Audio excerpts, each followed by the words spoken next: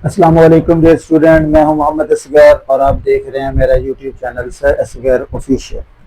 Dear student, last time हमने chapter number 6 की exercise 6.3 खत्म की थी। इंशाल्लाह आज हम 9th मैथमेटिक्स की एक्सरसाइज 6.4 स्टार्ट करने लगे। तो बेटा 6.4 स्टार्ट करने से पहले इसके कुछ बेसिक्स हैं जो कि कुछ ट्रिग्नोमेट्रिक वैल्यूज हैं, उनको हम पहले डिस्कस कर लेते हैं। उसके बाद फिर इंशाल्लाह हम इसका क्वेश्चन नंबर 1 करेंगे। तो बेटा यहाँ पर देखें, मैंने कुछ लिखा है values of trigonometric ratios of a special angles. इनकी वैल्यूज तो काफी सारे एंगल्स पर है, लेकिन मैंने यहाँ पर कुछ स्पेशल एंगल्स लिखे हैं जो कि आपकी 9th की बुक में भी हैं और हमारे इन क्वेश्चन को सॉल्व करने के लिए हेल्पफुल भी होंगे। तो बेटा यहाँ पर मैंने लिखा है कुछ डिग्रीज लिखी हैं जो कि 0, 30, 45 डिग्री, 60 और 90 डिग्रीज हैं। इन्हीं डिग्रीज की मैंने रेडियंस वैल्यूज भी लिखी हैं ताकि आपको याद करने में आसानी हो। बेटा देखें, 0 तो 0 है दोनों में।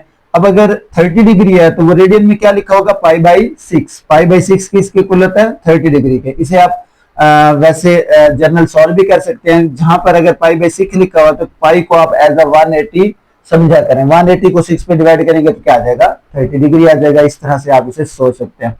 उसके बाद 45 डिग्री लिखा हुआ है। 45 पाई/4 रेडियन के इक्वल होता है, 60 डिग्री पाई/3 रेडियन के और 90 डिग्री पाई/2 रेडियन के। मैं फिर बता रहा हूं बेटा, जहां पर पाई/2 लिखा हुआ है तो इन शॉर्ट आप पाई को क्या समझेंगे, 180।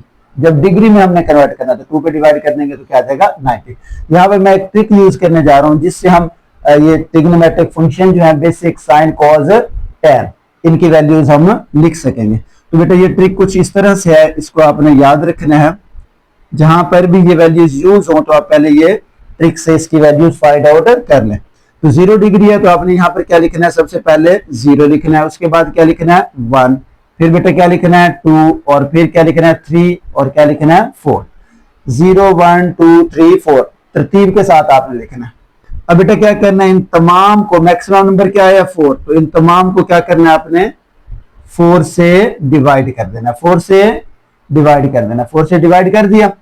उसके बाद तीसरे नंबर पे बेटा क्या करना है, इन तमाम का क्या ले लेना है आपने, स्क्वायर रूट। यहां पर भी क्या ले लिया, स्क्वायर रूट। इधर भी क्या आ जाएगा, स्क्वायर रूट।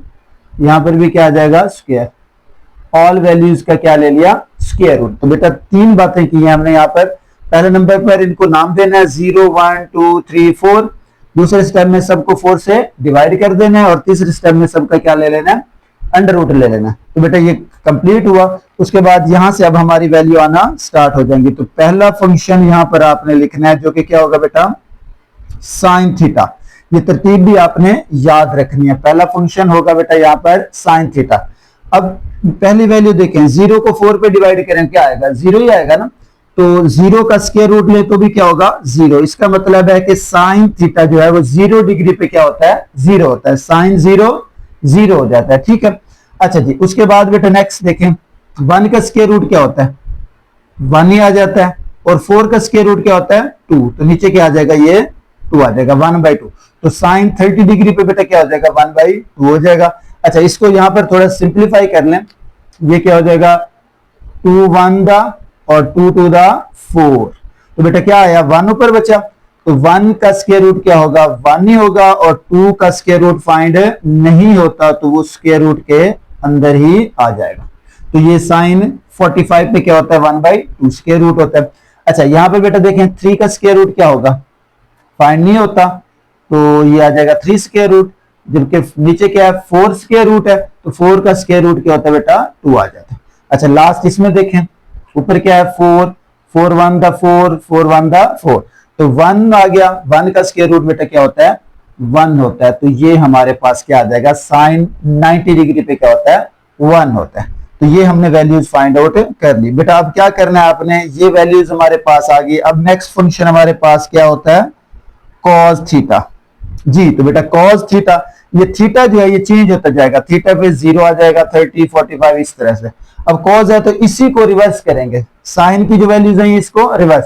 तो बेटा लास्ट वाली वैल्यू आपने पहले लिखनी है। तो यहाँ पे क्या 90 डिग्री है तो यहाँ पर क्या आ जाएगा, यहाँ 1 आ जाएगा जी। उसके बाद बेटा जो 60 डिग्री है उसको इधर लिखेंगे, यानी कि रिवर्स आपने लिखना है इसको। 1 आ गया, यहाँ पे क्या लिख देंगे, यहाँ लिखेंगे 3 स्क्वायर रूट। नीचे क्या आ जाएगा बेटा, 2 आ जाएगा। अच्छा 1/2 इसकी तो सेम ही जगह क्योंकि ये सेंटर है, तो यहां से साइन और कॉस जो होते हैं वो सेम होते हैं 45 डिग्री पे। उसके बाद बेटा 1/2 आ जाएगा यहाँ पर, ये आ गया 1/2 ये, और उसके बाद लास्ट में क्या आ जाएगा 0। एक बार फिर सुन ले बेटा, साइन की वैल्यूज आ गई, कॉस की निकालनी है तो इनको रिवर्स लिखेंगे। रिवर्स में कैसे, पहले 1 इधर आ गया, उसके बाद दूसरा फंक्शन इधर से बैक आएंगे और इधर से फॉरवर्ड जाएंगे, तो ये इसके नीचे आ जाएगा, ये वैल्यू यहां आ जाएगी और 0 यहां आ जाएगा। ये तो बेटा हो गया हमारे पास कॉस। तो बाकी क्या बचा, मेन फंक्शन 3 है, बाकी जो 3 है वो इनके रेसिप्रोकल्स हैं। तो बेटा बाकी बच गया हमारे पास एक tan थीटा। जी तो बेटा tan थीटा क्या होता है, वो इन दोनों को डिवाइड करने से आता है, साइन और कॉस को डिवाइड करने से आता है। तो दोनों वैल्यूज तो हमारे पास आई हुई हैं, इनको डिवाइड कर दें। 0 को 1 से डिवाइड करें तो क्या आता है, 0 आ जाता है। 0 को 1 पे डिवाइड करें, जी बेटा 1/2 को डिवाइड करें 3√2 से, तो 1/2 बेटा क्या आ जाएगा, 1/2 डिवाइडेड बाई 3√2। तो 2 से 2 कैंसिल हो गया, तो 1/3√। तो ये tan आ जाएगा हमारे पास 1/3√, कहां पर 30 डिग्री पे। जी बेटा इसको इस पे डिवाइड करेंगे तो पूरा क्या हो जाएगा, कैंसिल हो जाएगा, तो क्या आ जाएगा 1, क्योंकि ये वैल्यू और ये वैल्यू सेम है, दोनों आपस में क्या हो जाएंगी, कैंसिल। देख लें 1/2 को डिवाइड किया 1/2, तो ये पूरी वैल्यू कैंसिल होगी, तो क्या आ गया बेटा 1 आंसर आ जाएगा। अच्छा उसके बाद बेटा इसको डिवाइड करें जरा, 3√3 डिवाइडेड बाई 2, उसके बाद ये नीचे क्या है 1/2 आ जाएगा। जी तो बेटा इसको किस तरह से लिखेंगे, ये आ जाएगा हमारे पास 2 से 2 कैंसिल, तो क्या बचा 3√1, तो हम इसे जस्ट क्या लिख लेते हैं 3√। जी बेटा ये क्या है 1 को डिवाइड करें 0 से तो क्या आ जाता है अनडिफाइंड, तो मतलब ये अनडिफाइंड, इसकी वैल्यू डिफाइंड नहीं होती। tan जो है वो 90 डिग्री पे डिफाइंड नहीं होता। तो बेटा ये हमारे पास साइन कॉस और tan की वैल्यूज आ गई टेबल। अगर इनके हमने दूसरे कोसिकेंट, कॉस का सीकेंट और tan का कॉट फाइंड करना होगा तो इन वैल्यूज का हम क्या ले लेंगे, रेसिप्रोकल लेंगे। उम्मीद है बेटा आपको ये समझ आ गई होगी। इन्हीं वैल्यूज को आपने याद रखना है और इसी टेबल को देखते हुए हम इन क्वेश्चन नंबर 1 सॉल्व करेंगे एक्सरसाइज 6.4 का। तो बेटा यहां पर देखें जरा, एक्सरसाइज 6.4 में वो कहता है कि find the values of the following trigonometric ratios without using calculator. Calculator को यूज किए बगैर हमने इसे फाइंड आउट करना है।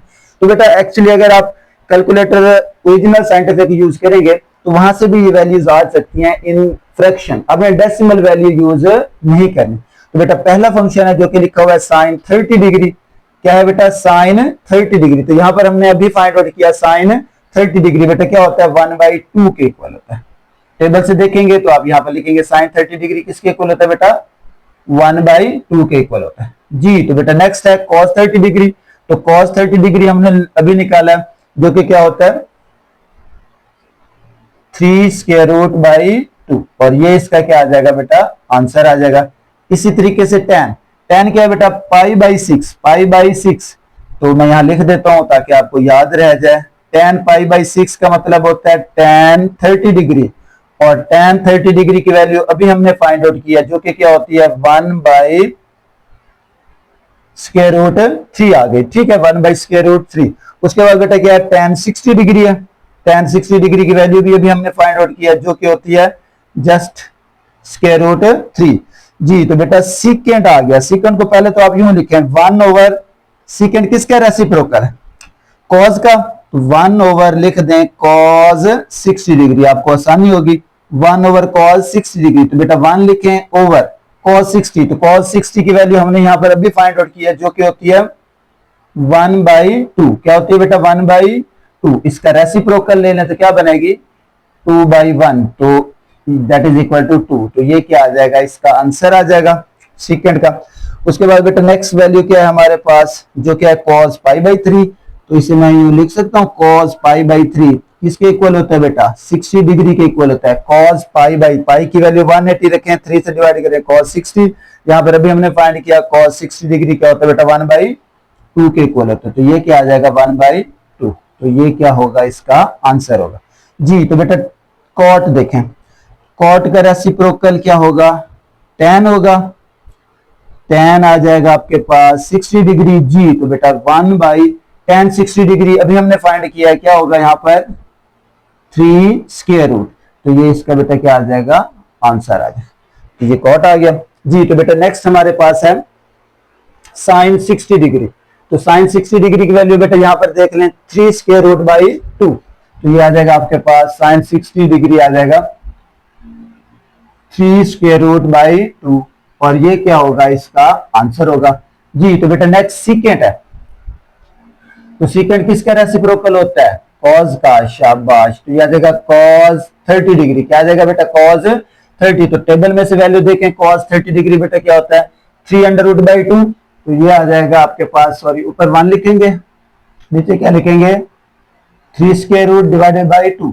तो बेटा अब जब फ्रैक्शन में फ्रैक्शन हो तो इसका रेसिप्रोकल ले लेते हैं, ऊपर चली जाएगी तो ये आ जाएगा 2/3 स्क्वायर रूट, हम इसको क्या करते हैं उल्टा देते हैं, डिवाइड हो रही है तो ये नीचे वाली वैल्यू ऊपर चली जाएगी और ऊपर वाली नीचे आ जाएगी जी। तो बेटा कोसिकेंट आ गया जो कि किसका रेसिप्रोकल होता है साइन का, तो यहाँ क्या आ जाएगा साइन 30 डिग्री, क्या आ जाएगा बेटा sine 30 degree is equal to ऊपर 1 एज इट इज, साइन 30 की वैल्यू बेटा टेबल में से देखिए क्या आते हैं साइन 30 डिग्री 1/2 होती है जी, बिल्कुल 1/2 आ जाएगी इज इक्वल टू 1/2, इसके रेसिप्रोकल ऊपर लेके जाए तो बेटा क्या हो जाएगा 2 हो जाएगा, और ये क्या होगा इसका आंसर जी। तो बेटा साइन 45 डिग्री डायरेक्ट वहां पर टेबल में देखिए क्या होता है बेटा 1/2 स्क्वायर रूट, तो ये आ जाएगा 1/2 स्क्वायर रूट आ गया। उसके बाद बेटा cos π/4 क्या होता है, तो यहां लिखेंगे cos पाई क्या होता है 180 को 4 पे डिवाइड कर दें तो कितना आता है cos